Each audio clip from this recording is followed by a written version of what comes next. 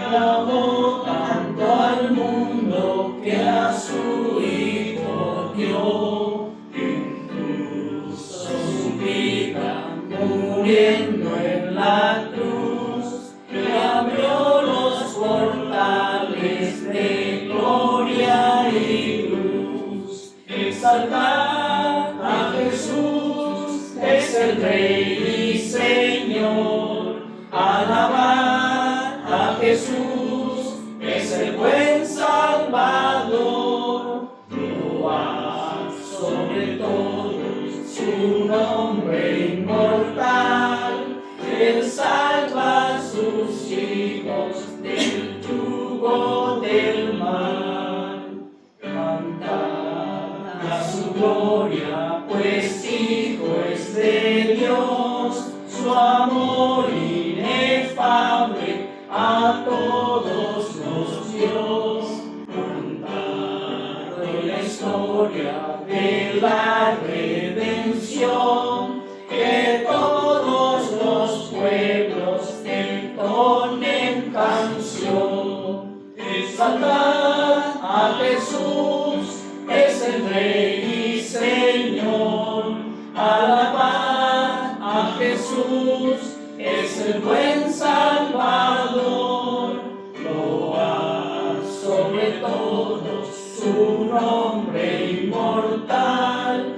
Él salva a sus hijos del yugo del mal. Ya sea en el canto, en dulce oración, load al sublime y fiel Redentor.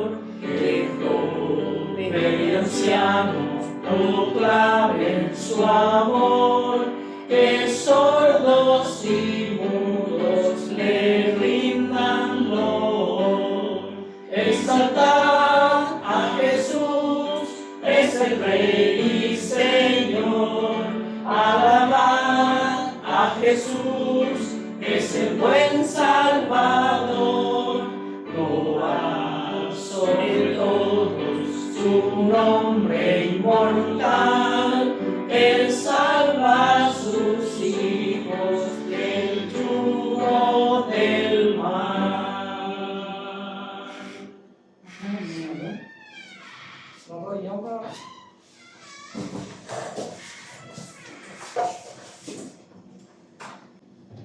Padre nuestro que está en el cielo, santificado y glorificado sea tu nombre. Te damos gracias, Señor, por este momento, porque tu Espíritu Santo nos ha traído hasta aquí. Te damos gracias, Señor, porque esta casa se convierte en una iglesia, Señor. Porque tu palabra dice, Señor, donde están reunidos 2 o 3, que tu presencia iba a estar ahí, Señor. En este momento, Señor, queremos pedirte que tú perdones, Señor, nuestros pecados. Queremos estar limpios ante tu presencia, Señor. Y que nos guarden este sábado santo y glorioso, Señor, que es el día que tú consagraste, Señor. Que la sangre de Cristo, Señor, nos limpie de todo mal. Quita de nosotros todos malos pensamientos, Señor. Y que tu Espíritu Santo sea quien dirija, Señor, el mensaje que vamos a estar desarrollando. Señor, también te pedimos que bendiga a todos los hermanos que en este día también, Señor, te está ofreciendo culto, te están adorando, Señor, en los distintos hogares, en las distintas iglesias, Señor, que con un corazón sincero, Señor, está elevando, Señor, sus plegarias, su pedido, su agradecimiento a ti, Señor. Amén. Que lo bendiga, Señor, que bendiga también a los hermanos, Señor, que van a estar viendo también este material, este video, este mensaje, Señor, para que tú bendigas a su familia, al hermano, Señor. Bendice también a nuestra familia, Señor, a quienes debemos llevar este mensaje. Amén. Señor, conviértenos en un misionero, Señor, a cada uno. En este momento, Señor, pedimos que tú seas nuestro maestro y que solamente, Señor, yo pueda ser un instrumento, Señor, en tus manos. Dame fuerza, Señor, dame entendimiento y ayúdame a usar las palabras correctas, Señor. Danos esa claridad mental, prepara nuestros corazones, Señor, para poder recibir este mensaje y que este mensaje, Señor, pueda producir cambios en nuestras vidas, Señor. Cambios para vida eterna, Señor. Te lo pedimos esto en nombre de Jesús. Amén. Amén.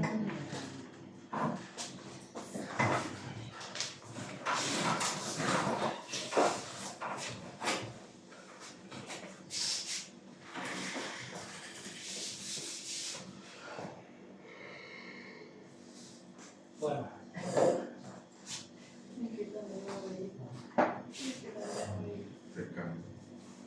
Feliz sábado a todos los hermanos. Buenas tardes. Gracias por la presencia de ustedes. Y vamos a estar compartiendo un material, un mensaje que se trata creciendo en la fe. Saludo también a todos los hermanos que van a estar viendo este material. Y también que podamos compartir con otros hermanos este mensaje que vamos a estar viendo, ¿no? Entonces, y como le dije, el tema que vamos a desarrollar es cómo crecer en la fe. Porque si nuestra fe no crece, está muerta. Es como el agua. El agua cuando corre es limpio. Pero el agua cuando se estanca, ¿qué pasa? Es impuro. Se empieza a llenar de mosquitos, de animales, de insectos. Entonces el agua estancada no es buena. Y así también sucede con nuestra fe. Cada día tenemos que ir creciendo. Una vez que nos estancamos, ya parecemos a esa agua estancada. Pero felizmente la palabra de Dios tiene respuesta para eso. Entonces vamos a ir desarrollando de a poquito. Dice acá, ¿qué es la fe? Y eso vamos a buscar en 2 Tesalonicenses 1:3. Entonces, 2 Tesalonicenses 1:3, ¿verdad? Que dice que es la fe. Y en cuanto encuentren, podemos leer. Aquí también tenemos la pantalla para leer de todos modos. Cuando encontremos todo, pues podemos leer. Y justamente en nuestra escuela sabática también estamos desarrollando la lección que se trata de Tesalonicenses, ¿verdad? Donde Pablo está enviando un mensaje a la iglesia de Tesalónica. Y la iglesia de Tesalónica era un ejemplo porque era una iglesia con amor fraternal. Y también sería como ejemplo a las iglesias que estaban alrededor. Hasta Macedonia también. Dice acá, podemos leer 1:3 que dice: Debemos siempre dar gracias a Dios por vosotros, hermanos, como es digno por cuanto vuestra fe va creciendo y el amor de todos y cada uno de vosotros abunda para con los demás. Sí, ahí dice, ahí Pablo da gracias a Dios. ¿Por quién dice? Por los hermanos de Tesalónica. ¿Por qué da gracias a Dios por los hermanos de Tesalónica? Por la fe de ellos. Y la fe de ellos dice que por cuanto vuestra fe va creciendo. Entonces la iglesia de Tesalónica recibió el mensaje y al recibir el mensaje, ellos constantemente su fe empezó a crecer. Era una iglesia activa, los hermanos vivían un amor fraternal, porque dice, por vuestra fe que va creciendo. ¿Y por qué creció la fe de ellos? Porque había amor entre ellos y el amor de todos.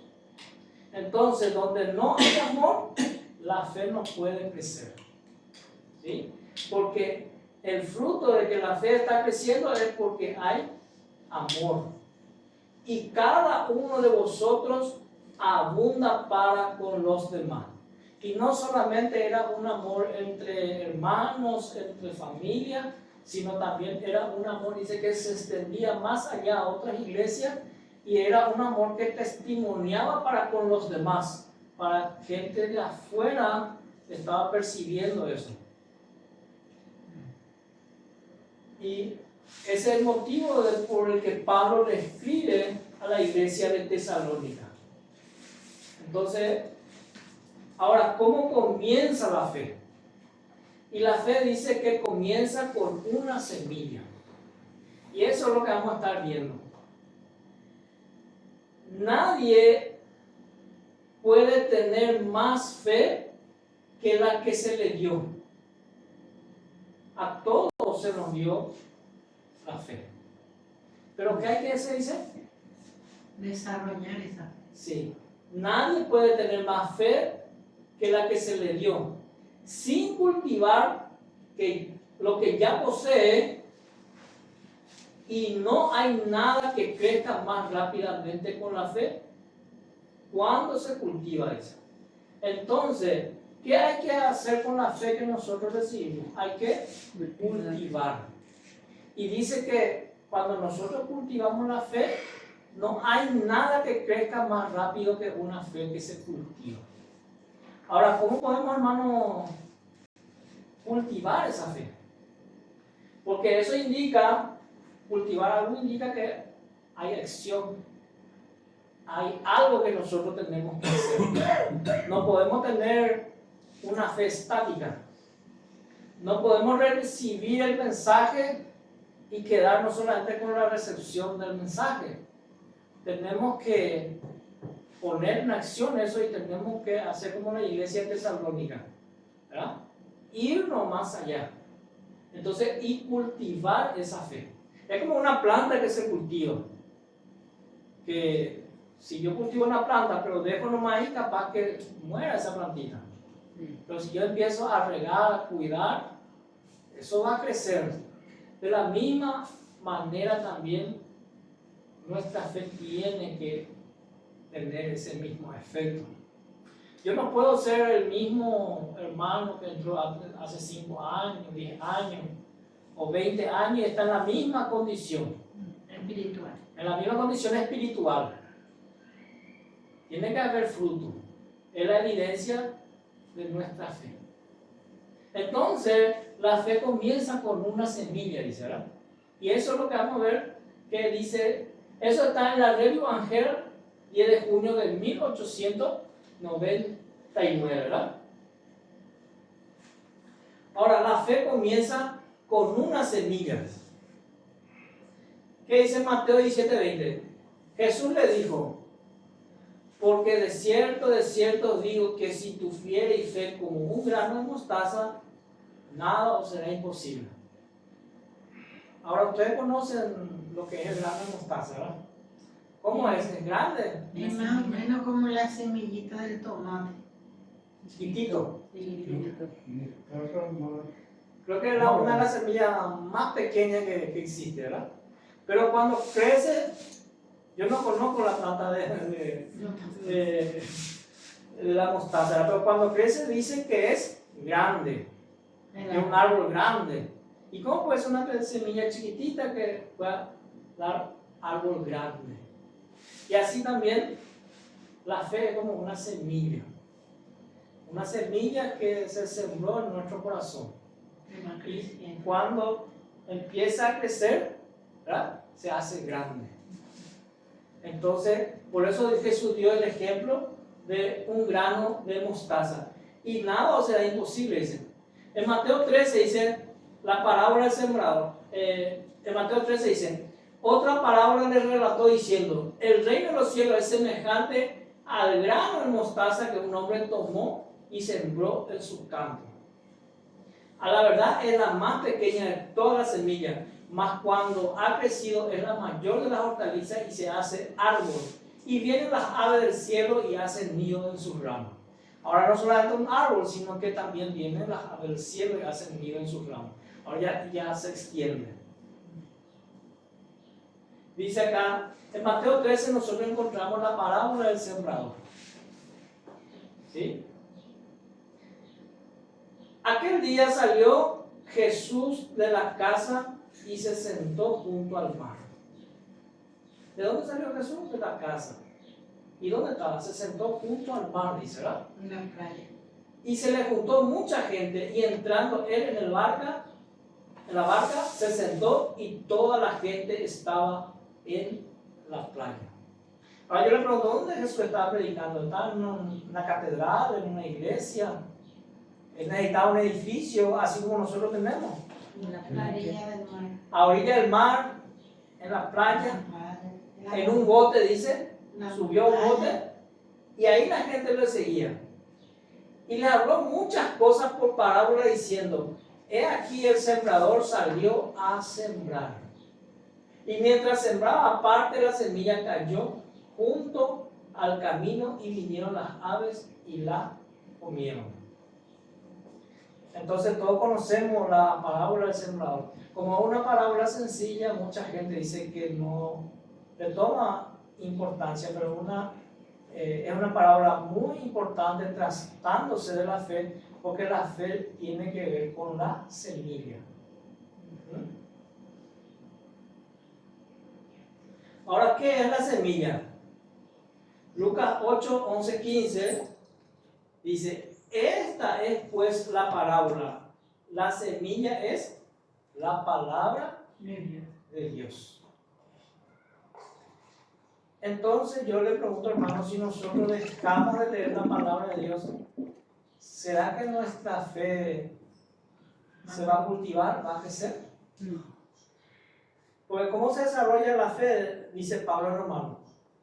Por el oír y el oír la palabra de Dios. Una familia donde los niños no leen la palabra de Dios. Esto es muy importante, hermano, porque nosotros debemos cultivar la fe en nuestros niños, en nuestros hijos, desde chiquitos, desde bebés. Porque ellos tienen que aprender a tener confianza en Dios en su vida diaria, en las cosas pequeñas que tienen. Pero si un niño o un adolescente no lee la palabra de Dios, o no tiene el hábito de leer la palabra de Dios, no tiene el hábito de la oración. ¿Se acuerdan antes que nosotros hacíamos? Se hacía ese versículo de memoria. Ahí, Salmos, Proverbios. antes, por ejemplo, en el CAD teníamos que, era un capítulo de la Biblia y uno tenía que memorizar sí o sí. Y de esa manera se iba cultivando esa fe. Y el proverbio dice, y quien desde niño ha aprendido la Sagrada Escritura, ¿verdad? Aun cuando fuere viejo, no se apartará de él. Y entonces eso es muy importante, porque la palabra de Dios es la semilla. Y entonces al leer la palabra de Dios, esa semilla ya fue cultivada. Y Mateo 13, 18 dice, oí pues vosotros la parábola del sembrador. El sembrador es el que siembra la palabra. Entonces, ahora vamos a ver quién es el sembrador. La parábola del sembrador. Entonces, ya entendimos ya que la semilla, ¿dónde se siembra esa semilla, Israel? Mateo 13, 19. Cuando alguno oye la palabra del reino y no la entiende, viene el malo y arrebata lo que fue sembrado en su corazón. Este es el que fue sembrado junto al camino. Y así entonces la semilla se siembra ¿dónde? En el corazón. En el corazón. En la mente, ¿verdad? Y así la tierra representa el corazón. Entonces la tierra representa el corazón. ¿Y cómo tiene que estar nuestro corazón? ¿Cómo tiene que estar nuestra mente para que haya una recepción de la palabra de Dios? La mente tiene que estar preparada. Porque si yo lleno de mi mente de impurezas, de cosas violentas, de las cosas de este mundo, entonces esa semilla va a caer en una tierra donde las cosas de esta vida y los afanes de esta vida lo va a ahogar, entonces la semilla nunca va a poder crecer. Eso es muy importante para todos los adolescentes, especialmente también para todas las edades, porque hoy en día con los medios masivos de comunicación estamos muy abrumados y estamos muy expuestos a eso. Entonces, felizmente tenemos la palabra de Dios para poder refugiarnos y poder hacer la voluntad de Dios.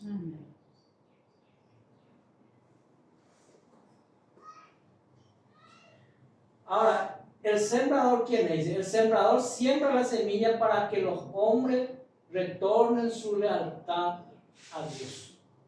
El sembrador, entonces, hermanos, es nuestro Señor Jesucristo, que vino a este mundo para sembrar esa semilla en nuestros corazones.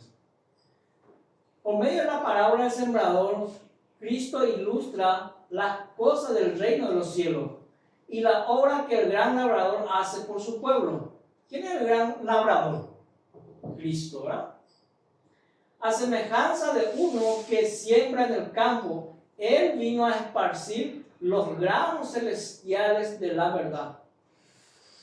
Y su misma enseñanza en parábolas era la simiente con la cual fueron sembradas las más preciosas verdades de su gracia. Entonces, al leer la palabra de Dios, ¿qué vamos a encontrar? Dice, las más preciosas verdades de su gracia. La simiente o la semilla de la verdad. Y como fue quien Cristo mismo plantó esa semilla, esa palabra, entonces tiene que ser verdad. A causa de su simplicidad, la parábola del sembrador no ha sido valorada como debiera haber sido. Pero es muy importante.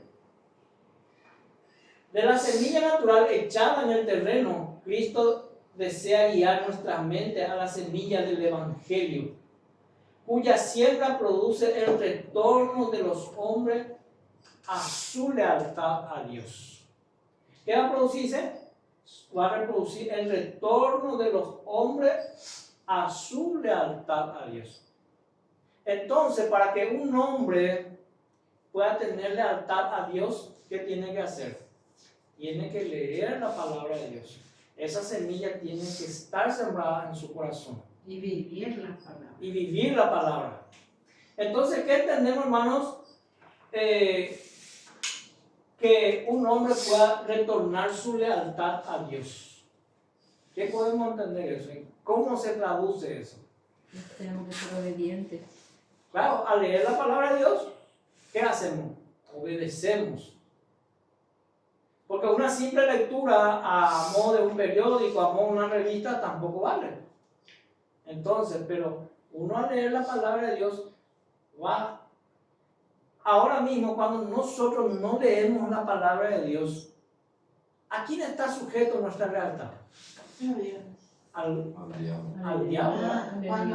Cuando no leemos la palabra de Dios, nuestra lealtad está sujeta a los hombres, al diablo, al mundo, a las cosas de este mundo.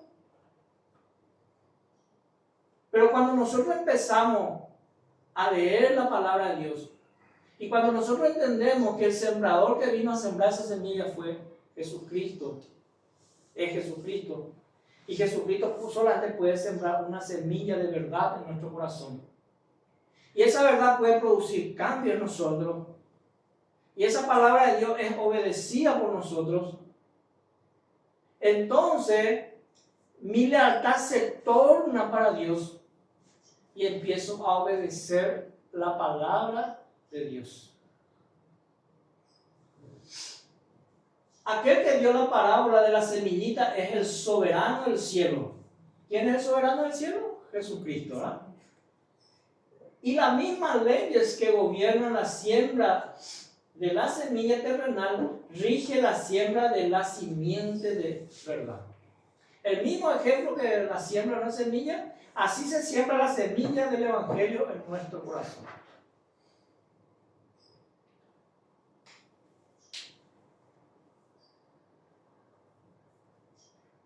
El sembrador salió a sembrar, dice.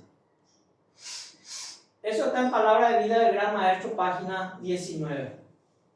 En el Oriente, el estado de las cosas era tan inseguro y que había tan grande peligro de violencia, que la gente vivía principalmente en ciudades amuralladas y los labradores salían diariamente a desempeñar sus tareas fuera de los muros. Era la característica de aquellos tiempos. Así Cristo, el sembrador celestial, salió a sembrar.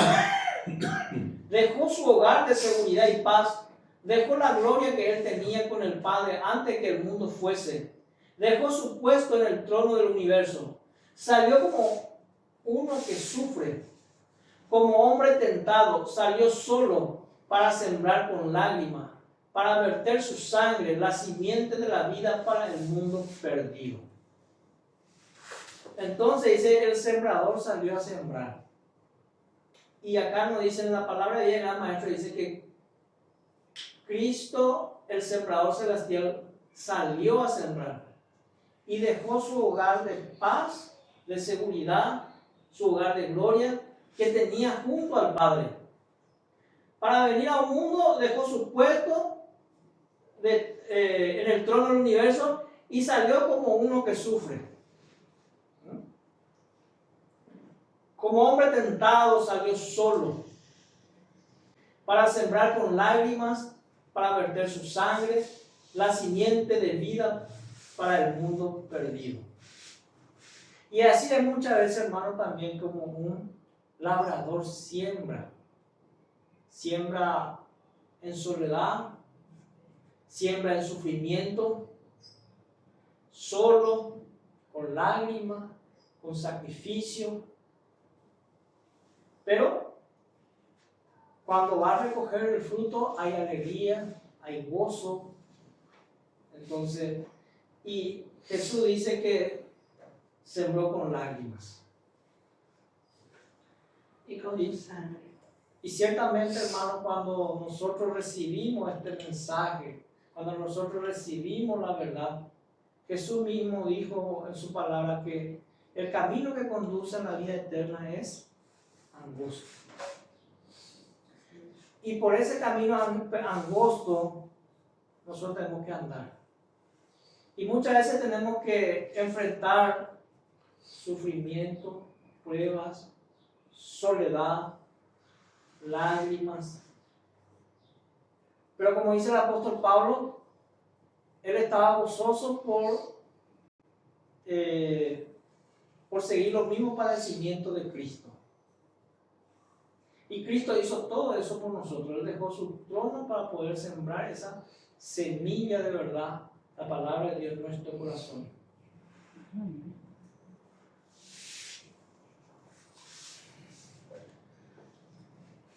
Agente biológico. Sí.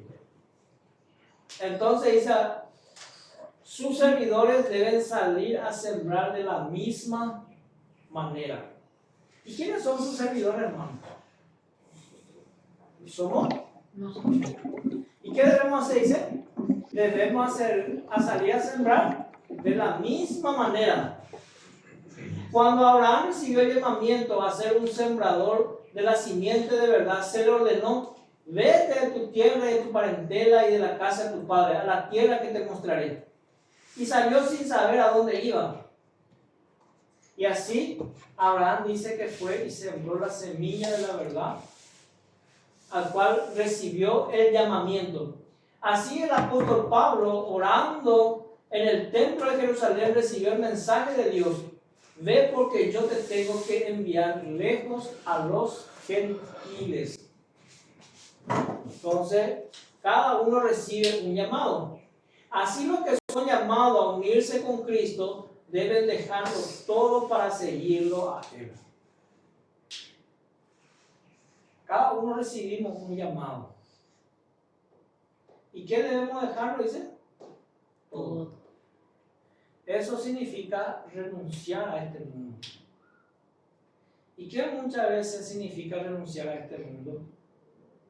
Renunciar a amistades, renunciar a trabajo, a la cosa de este mundo que puede apartarme de Dios, ¿verdad? Todo lo que uno ve también. Todo lo que uno Ve todo lo que uno ve, el canal. todo lo que, si antes me vestía de una manera, voy a dejar de vestirme. Si antes comía cosas que no convenía a mi cuerpo, sustancias, bebidas, cigarrillos, drogas. Entonces uno tiene que renunciar a todo eso. A ese viejo hombre, a esa forma antigua de vivir. Porque muchas veces muchos quieren tomarle a Cristo, pero no quieren largar eso. Y entonces su fe no puede crecer. ¿Por qué? Porque no está dispuesto a dejarlo todo para seguirlo a Él. Como dice Cristo en su palabra, si alguno quiere seguir en pos de mí, niéguese a sí mismo. Tome su cruz y sígueme. Las antiguas relaciones deben ser rotas. Debe abandonarse los planes de la vida. ¿Cuáles planes? Los planes que no forman parte del plan de Dios. Porque hoy en día se predica mucho un evangelio de la prosperidad. Y el plan de Dios es que nuestra salvación y tener la vida eterna. El plan de Dios es que sea próspero en tu vida espiritual.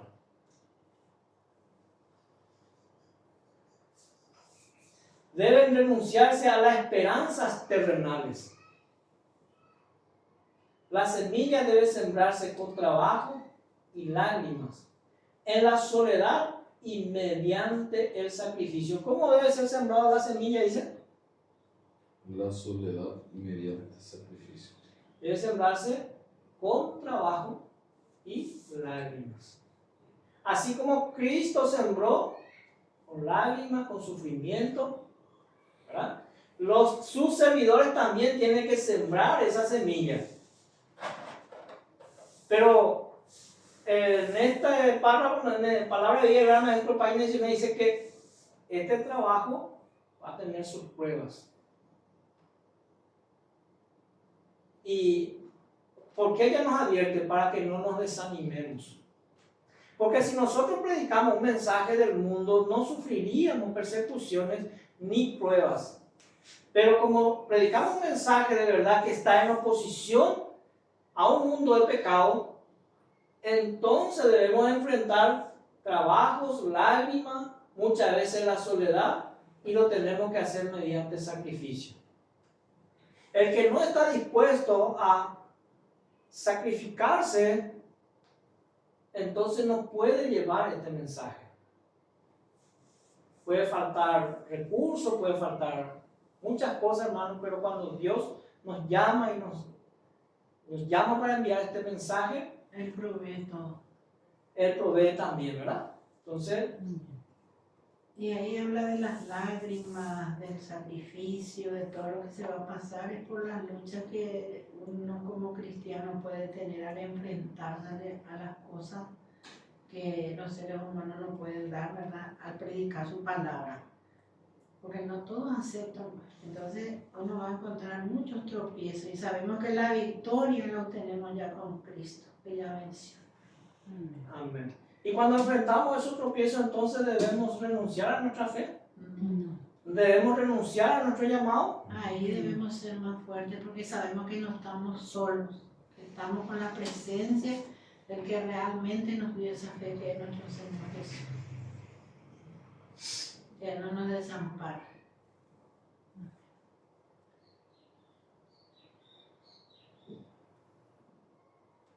La obra del sembrador es una obra de fe, dice. ¿Por qué la obra del sembrador es una obra de fe? Porque va a sembrar esa semilla. ¿Por qué dice? Él no puede entender el misterio de la germinación y el crecimiento de la semilla, pero tiene confianza en los medios por los cuales Dios hace florecer la vegetación. Él solamente va a sembrar, pero no entiende todo ese proceso. Ese proceso de crecimiento solamente Dios ya lo hace. Entonces tiene fe. En forma secreta, en forma oculta. Va creciendo a través del Espíritu Santo. Entonces, un sembrador que está sembrando esa semilla, ¿en quién está depositando su fe? En Dios. Porque él sabe que Dios fue quien creó esta semilla. Entonces él, si Dios la creó, tiene que ser buena y va a germinar. Él tiene fe al arrojar esa semilla. Al arrojar su semilla en el terreno, aparentemente está tirando el precioso grano que podría proporcionarle pan para su familia. Pero no hace sino renunciar a un bien presente para recibir una cantidad mayor. ¿Qué hace un agricultor, hermano? ¿Qué pasa si el agricultor come toda su semilla? No va a tener para sembrar. No va a tener para sembrar. ¿Y qué tiene que hacer el agricultor entonces? Tiene que renunciar a una parte de su fruto. A lo mejor sea uno de los últimos que tiene para comer, pero él tiene que guardar esa semilla, tiene que renunciar a esa semilla, porque él sabe bien que tiene que sembrar para poder recoger más fruto. Y así también sucede, hermano, con nuestra experiencia cristiana. Debemos sembrar para poder recoger frutos. Tira la semilla esperando recogerla, multiplicada muchas veces en una abundante cosecha. Así han de trabajar los siervos de Cristo, esperando una cosecha de la semilla que siembran.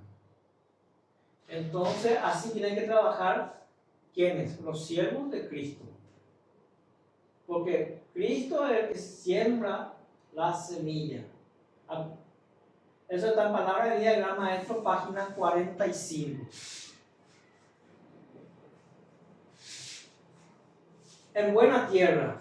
No siempre ha de chasquearse el sembrador. El Salvador dice de la semilla que cayó en buen terreno. Este es el que oye y entiende la palabra. Y el que lleva fruto y lleva 1% y otro a 60 y otro a 30. La que cayó en buena tierra, estos son los que con corazón bueno y recto retienen la palabra oída y llevan fruto en paciencia. Entonces, ¿quiénes son los que, dice, retienen la palabra oída? Los que tienen un corazón bueno y recto. Ahora, los que no tienen un corazón recto, los que no tienen un corazón bueno, ¿pueden retener la palabra? Como una persona, hermano, que no tiene un corazón recto o un corazón bueno. ¿Podemos confiar en esa persona? ¿Podemos hacer negocio con esa persona? Porque cambia.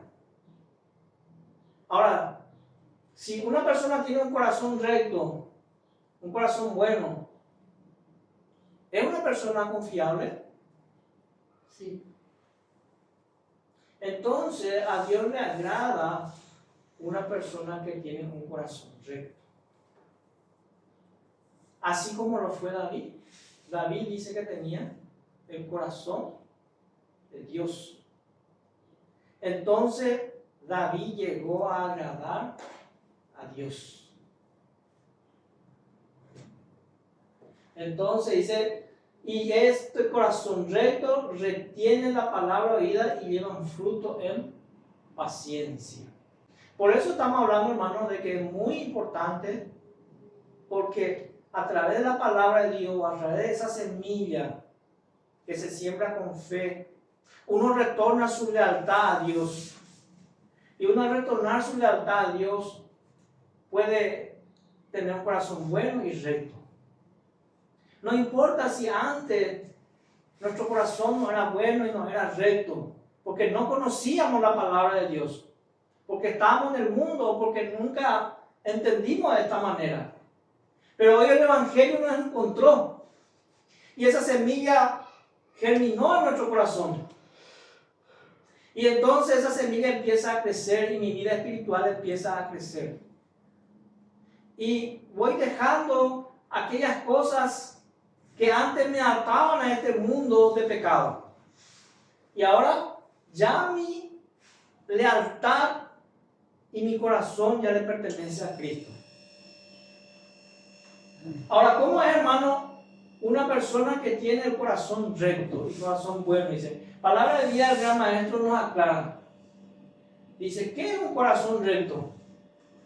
Un corazón bueno y recto, mencionar la parábola, no es un corazón sin pecado. Porque muchos, ¿a quiénes se le lleva el evangelio? A los perdidos, a los pecadores. Pues se predica el evangelio a los perdidos. Cristo dijo, no he venido a llamar a los justos, sino a los pecadores. Tiene corazón recto el que se rinde a la convicción del Espíritu Santo. Y el que no se rinde a la convicción del Espíritu Santo no puede tener corazón recto. Confiesa su pecado y siente su necesidad de la misericordia y el amor de Dios. Y uno que no recibe al Espíritu Santo, ¿qué está haciendo, hermano? Está rechazando al Espíritu Santo. Y eso no es bueno. Como David siempre oraba, en los salmos decía en su oración, Señor, no aparte de mí tu Santo Espíritu. Entonces, y dice, confiesa su pecado y siente su necesidad de la misericordia y el amor de Dios. Entonces debemos apartarnos del pecado, confesar esos pecados. Si tenemos pecados ocultos, debemos confesarlo a Dios y apartarnos de esos pecados. Y pedirle a Dios misericordia y sentir la necesidad de Dios y del amor de Dios. Tiene el deseo sincero de conocer la verdad para obedecerla. ¿Para qué queremos conocer la verdad? Para obedecerla. Porque hay muchos que quieren conocer la verdad, pero no para obedecerla, sino para poder discutirla. Y tiene que haber un firme deseo de conocer la verdad para obedecer. Si vamos a conocer la verdad y no lo vamos a poder obedecer, no tiene ningún sentido en nuestra vida espiritual. Y nos vuelve doblemente responsables. Como dice Cristo en su palabra. Ahora que conocéis la verdad, ya no soy más ciego. El corazón bueno es el que cree y tiene fe en la palabra de Dios. El que cree y tiene fe en la palabra de Dios. ¿Y cómo es creer y tener fe en la palabra de Dios? Es confiar que lo que la palabra de Dios dice que va a producir en tu vida, lo va a hacer. Pero si yo no confío en la palabra de Dios, es imposible. ¿De qué va a suceder? De qué va a suceder. Y hoy la gente necesita volver a creer. Hoy la gente necesita volver a creer y a tener fe en la palabra de Dios. ¿Por qué? Hoy día Hermano, la gente no tiene fe y confía más en lo humano. ¿cuál es la estrategia de Satanás, hermano? La estrategia de Satanás es apagar la fe del cristiano. Es introducir una fe que duda. Y una fe que duda va a ceder a sus tentaciones. Y Cristo desea que nuestra fe vaya en constante crecimiento para tener una fe inquebrantable. Una fe que no duda de la palabra de Dios. Una fe que, dice, la fe es la certeza de lo que se espera. La convicción de lo que no se ve. Entonces, una fe que tiene certeza, es imposible renunciar ante las adversidades, ante las pruebas. Porque es una convicción que se hizo carne en su vida y que él no podría vivir sin esa convicción. Así como dijo Daniel en el foso de los leones, No, en el horno de fuego. en el horno de fuego. ¿Cómo dijo? Yo, sepa tu, oh rey, que a pesar de lo que pueda suceder, yo voy a serle fiel a mi Dios. No era negociable. Que nuestro Dios que está en el cielo, Él nos librará. Y si así no fuera, igual estamos dispuestos a morir. Entonces, y la estrategia de Satanás es que con las cosas de este mundo empieza a apagar la fe de muchos cristianos, de muchos jóvenes, de muchos niños. Entonces, cuando esa persona escucha la palabra de Dios, se le vuelve árido la palabra de Dios. No le encuentra sentido, no le encuentra gozo, no le encuentra placer. Y entonces, ¿qué es lo que tiene que hacer uno? Uno tiene que confesarle a Dios eso, pedirle a Dios que le quite eso, e identificar qué cosas le está llevando a cortar esa relación o esa intimidad con Dios. Y muchas veces, como dijo la hermana hoy, muchas veces lo sabemos bien y no queremos soltar. Puede ser la pornografía, puede ser la bebida, puede ser las amistades que tóxicas, tóxicas, que no son de este mundo, el fútbol, la carrera, cualquier cosa trivial que nos está separando de Dios. Aparentemente el cristiano puede controlar esas cosas, pero no, enseguida produce su efecto y empieza a tener una fe dubitativa. Entonces, el que se allega a Dios cree que la hay y que es galardonador de lo que le buscan.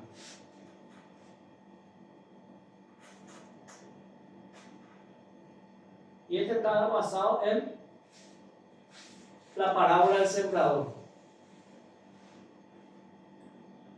Ahora, ¿cuál es el primer fruto, hermano, de la semilla?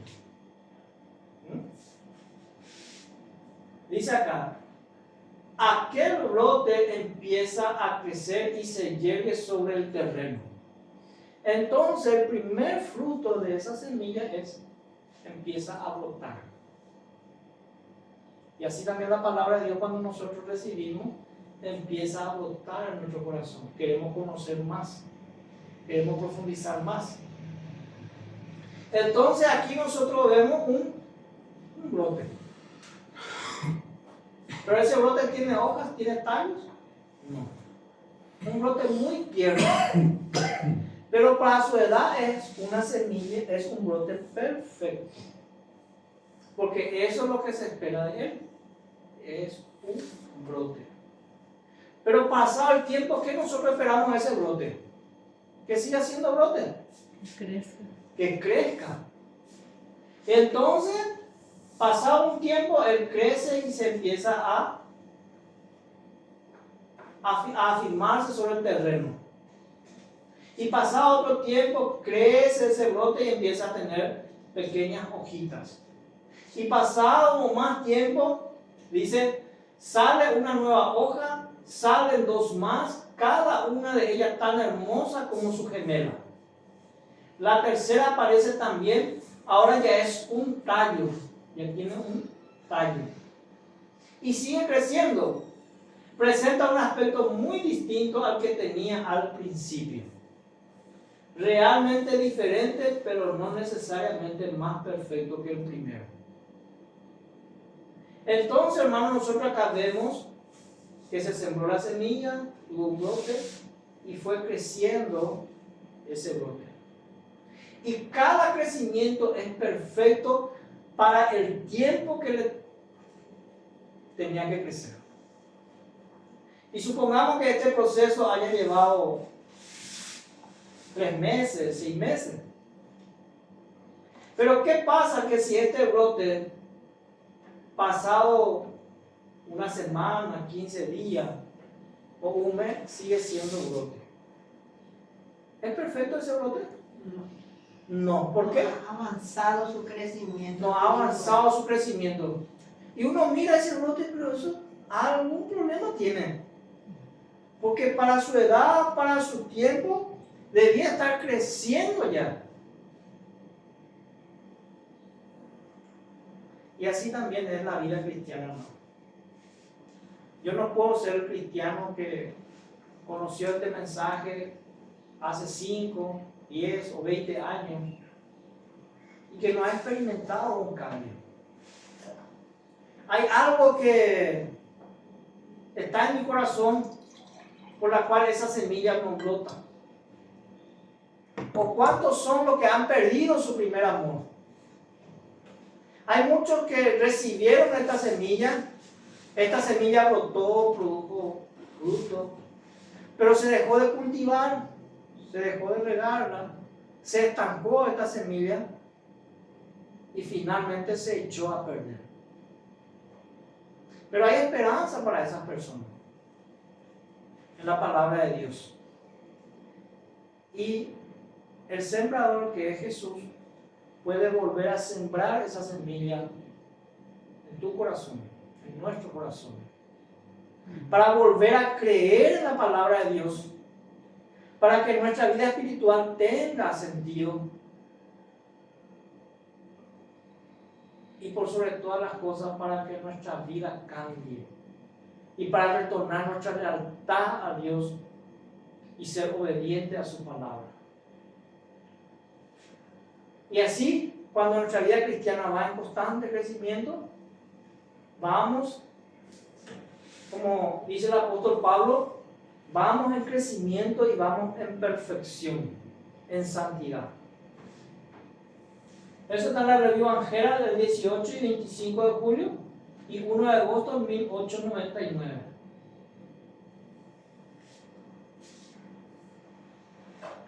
La germinación de la semilla representa el comienzo de la vida espiritual y el desarrollo de las plantas es una bella figura del crecimiento cristiano. El proceso de crecimiento cristiano. Como en la naturaleza, así también en la gracia no puede haber vida sin crecimiento. La planta debe crecer o morir. Así como su crecimiento es silencioso e imperceptible pero continuo, así se desarrolla la vida cristiana. ¿Cómo se desarrolla la vida cristiana? Dice así como la planta. ¿Y cómo el crecimiento de la planta es silencioso e imperceptible? Uno no ve cuando crece la planta, pero va un cierto tiempo y ve el resultado. En cada grado de desarrollo nuestra vida espiritual puede ser perfecta. Si hay crecimiento espiritual, nuestra vida puede ser perfecta. Pero si se cumple el propósito de Dios para con nosotros, habrá avance continuo. La santificación es la obra de toda la vida. Por eso es que un cristiano, como decía antes en un sermón, para un cristiano está prohibido estacionarse. Prohibido estacionar. Se estaciona y ¿qué pasa? Se estanca la fe. Entonces es prohibido estacionarse. Con la multiplicación de nuestras oportunidades aumentará nuestra experiencia y se acrecentará nuestro conocimiento. Llegaremos a ser fuertes para llevar responsabilidades y nuestra madurez estará en relación con nuestros privilegios. Entonces, si nuestra vida cristiana demuestra una fe en crecimiento, estamos listos para asumir las responsabilidades con madurez, de la cual Dios nos quiere asignar.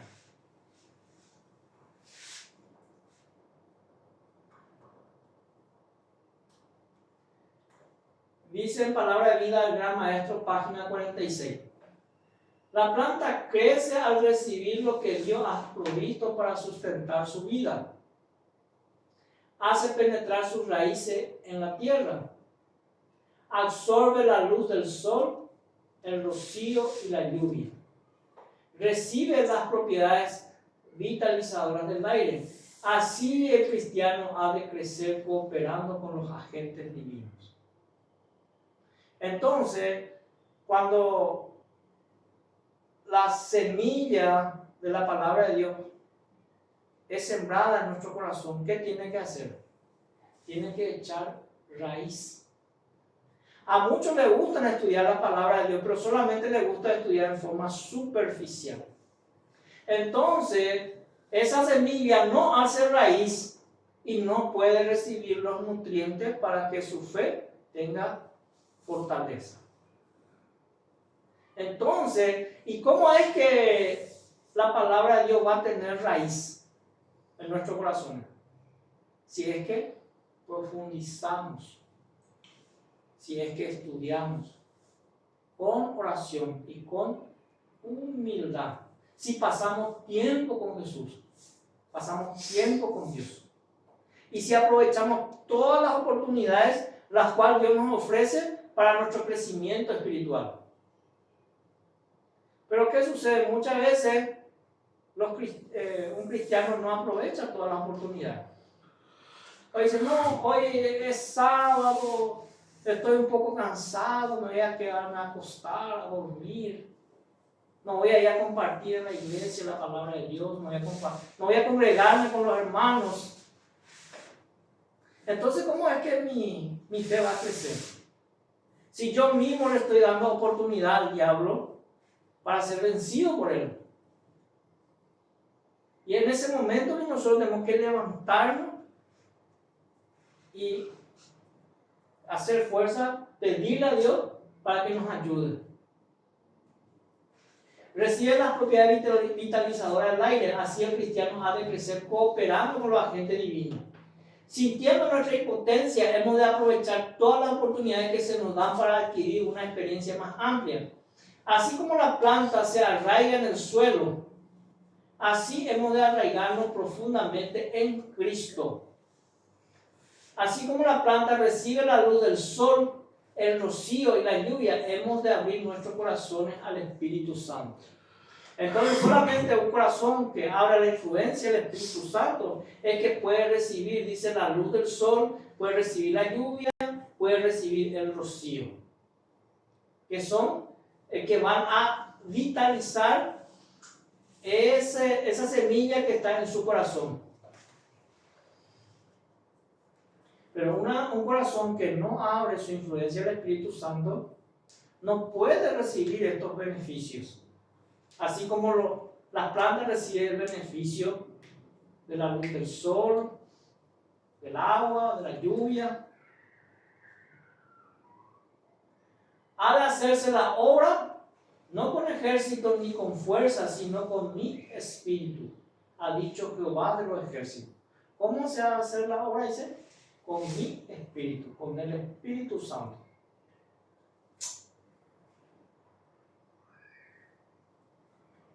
¿Cuál es el objetivo del sembrador? Cosechar. Ese es su objetivo. Nadie siembra por sembrar. Y no, siembra para recibir fruto, cosecha. El trigo desarrolla primero hierba, luego espiga, después grano lleno de la espiga. El objeto de la agricultura al sembrar la semilla y cultivar la planta creciente es la producción de grano. Desea pan para el hambriento y semilla para la cosecha futura. Así también el agricultor divino espera una cosecha como premio de su labor y sacrificio. Cristo está tratando de reproducirse a sí mismo en el corazón de los hombres. ¿Qué está tratando Cristo? Dice, de reproducirse a sí mismo en el corazón de los hombres. El corazón de Cristo quiere estar en el corazón de Juan, de Roberto, de Dionisio, de cada uno. Y qué lindo, hermano, tener la mente de Cristo. Porque eso es lo que desea Cristo. Y esto lo hace mediante los que creen en Él. El objeto de la vida cristiana es llevar fruto, la producción del carácter de Cristo en el creyente, para que ese mismo carácter pueda reproducirse en otro. Ahora, Cristo dice que quiere reproducir su corazón. Cristo está tratando de reproducirse a sí mismo en el corazón de los hombres. Y ahora, Cristo desea que yo desarrolle un carácter, el carácter de Cristo, tener la fe de Jesús. Y ahora también que yo pueda llevar esta semilla a otro y que otro también pueda desarrollar en su corazón el corazón de Cristo, el carácter de Cristo y la fe de Jesús. Y así, hermano, podemos tener la mente de Cristo. Para mí, hermano, es un privilegio muy grande para un cristiano tener el corazón de Cristo, Amén. tener la mente de Cristo.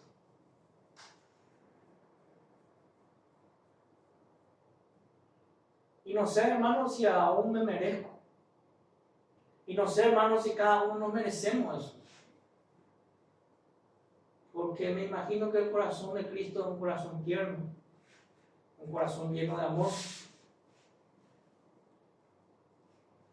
Porque Cristo, dice el Espíritu de Profecía, que quería hacer bien a los hombres. Amaba al pecador, pero odiaba al pecado. Y tanto fue así que amaba al pecador que los sanaba, los alimentaba, les predicaba y luego le decía, sígueme. Y ese es el mismo método que hoy día tenemos que tener, hermano. Pero hoy día el Evangelio de los hombres nos dicen que nosotros tenemos que aplicar el método de Cristo y tenemos que hacer lo que el mundo hace para poder traerle a la iglesia. Y eso no está en el Evangelio. Por atracción. Hoy me dicen algunos predicadores que yo tengo que ir a ver fútbol con él, que tengo que hacer las cosas que ellos hacen, que participar de las cosas que ellos hacen, para luego ganarme a Cristo. Y lo más probable es que el mundo me gane a mí, que yo gane al mundo. Lo más probable es que el mundo entre en la iglesia. El método de Cristo consiste, hermano, de reproducir el carácter de Cristo en las personas, como queriéndole, como haciéndoles bien a esas personas. De manera que esa persona pueda seguirle a Cristo, pero sin renunciar a los principios y a las verdades que Dios ha establecido en su palabra. Hoy muchas veces, para tener números, se renuncia a los principios, se renuncia a las verdades y finalmente nuestra iglesia se llena de influencias corruptoras, mundanas, influencias paganas, influencias ecuménicas, lo cual vienen a reproducir otro carácter, otro mensaje, otro evangelio. Y ahí nosotros vimos que Jesús predicaba en el barco, en el bote, a la orilla del mar, ahí en medio de la naturaleza. Su púlpito era el bote. Y de ahí daba el mensaje y multitudes le seguían. Y la obra del evangelio, hermano, va a terminar de esta manera. Hay algunos que solamente si tienen iglesias, si tienen recursos, si tienen pasajes, si tienen esto, van a hacer la misión. Si no tienen eso, no hacen la misión. Primero necesitan lleno de comodidad para hacer la misión. Pero acá dice, hermano, de que cómo se siembra con sufrimiento, con lágrimas, con pruebas. pero gozoso porque participamos los mismos padecimientos de Cristo, gozoso porque estamos haciendo la obra con Cristo,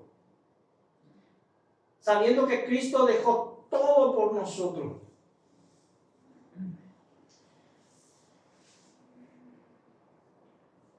Así también el agricultor divino espera una cosecha como premio de su labor y su sacrificio.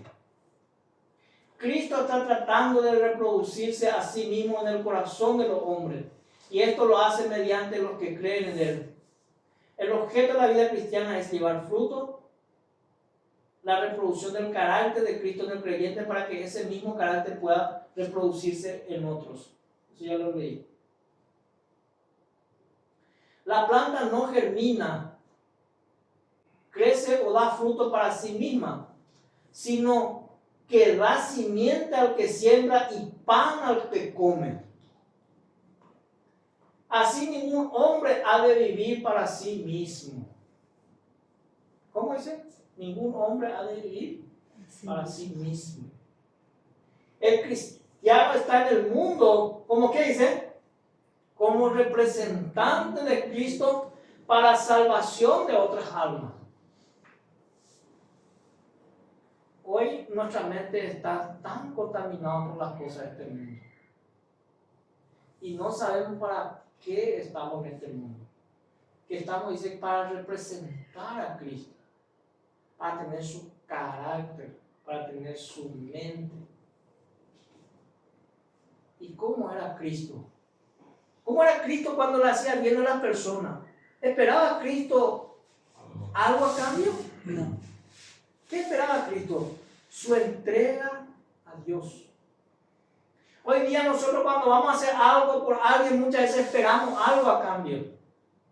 Decimos, yo voy a hacer algo por esta persona, pero esta persona, ¿qué ventaja voy a tener? ¿Qué me va a dar? El mundo ha distorsionado porque hemos corrido una carrera tras otra carrera por prosperar más, por ser más. Y tenemos que sembrar en humildad para salvación de otras almas, dice. Mire, hermano, para que otras almas puedan salvarse. Miren qué importante es. La salvación de esta niña puede estar en tus manos. O sea, el mensaje que vos puedas llevarle, Dios pueda estar dándote esa responsabilidad. O este niño, esta criatura, o este hermano.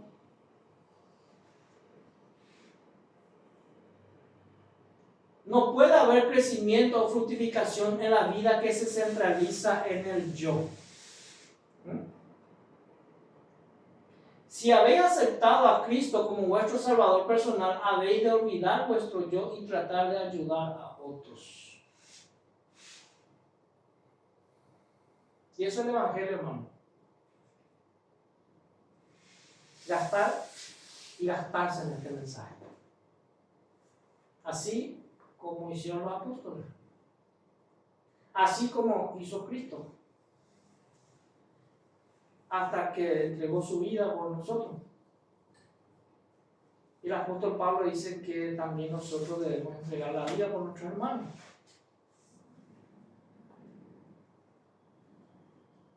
Hablar del amor de Cristo, de su bondad.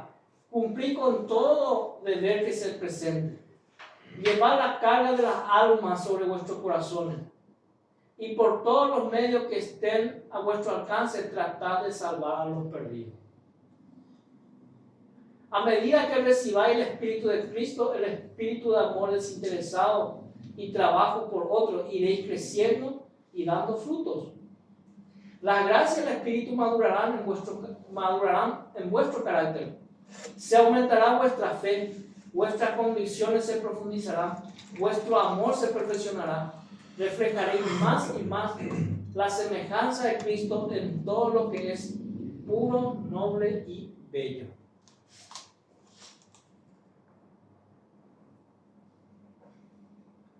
está más cerca de la perfección final, más próximo al propósito último de Dios.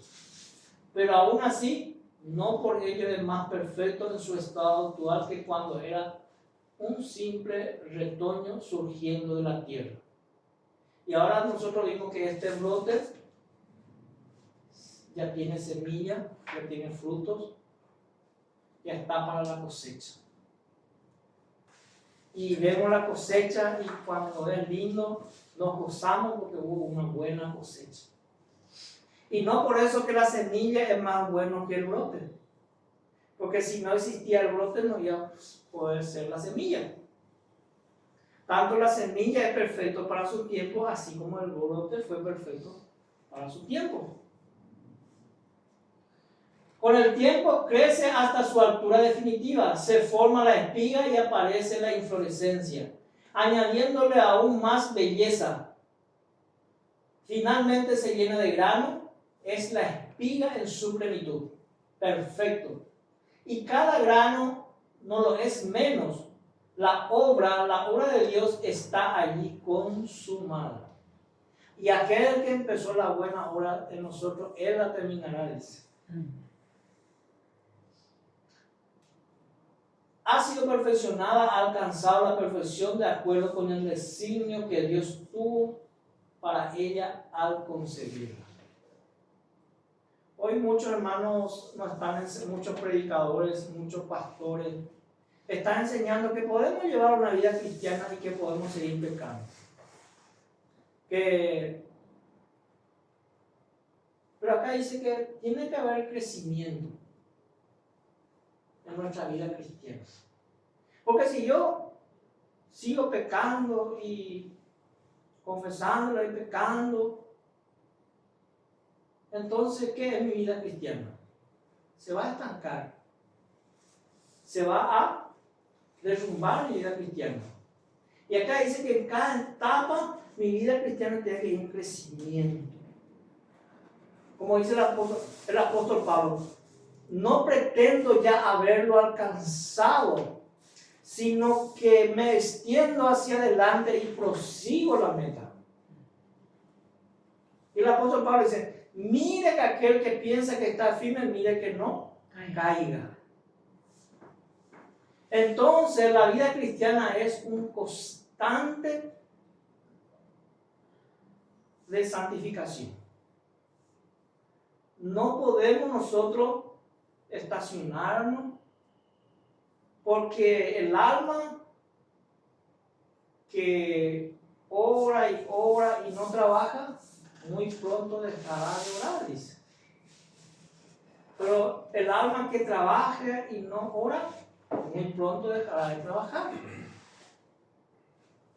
Entonces, ha alcanzado la perfección. Pero esa perfección, hermano, no podemos alcanzar por nosotros mismos, sino solamente con la ayuda de Cristo. Porque Cristo dice en su palabra, sin mí nada podéis hacer. Nada podéis hacer. Entonces tenemos que estar unidos a la vida verdadera para que nuestra experiencia cristiana tenga ese crecimiento y podamos desarrollar ese crecimiento y agradar a Dios. Hermano, es mi deseo y mi oración que hayamos comprendido este mensaje y que Dios nos ayude en nuestra vida cristiana para tener ese crecimiento hasta que cuando Cristo venga.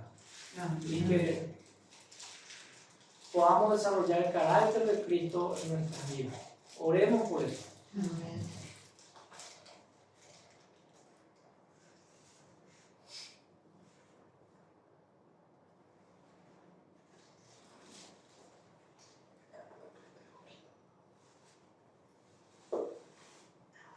Vamos a cantar esto.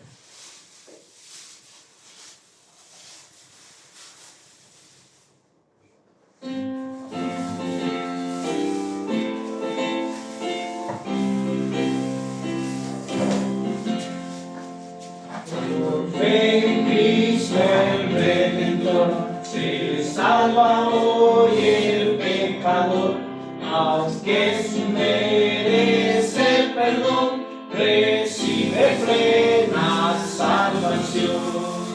Oh, gracias excelsa del amor, que Dios perdone al pecador, si quiere presto confesar sus culpas y en Jesús confiar, encontrará la salvación, pues se logró la redención.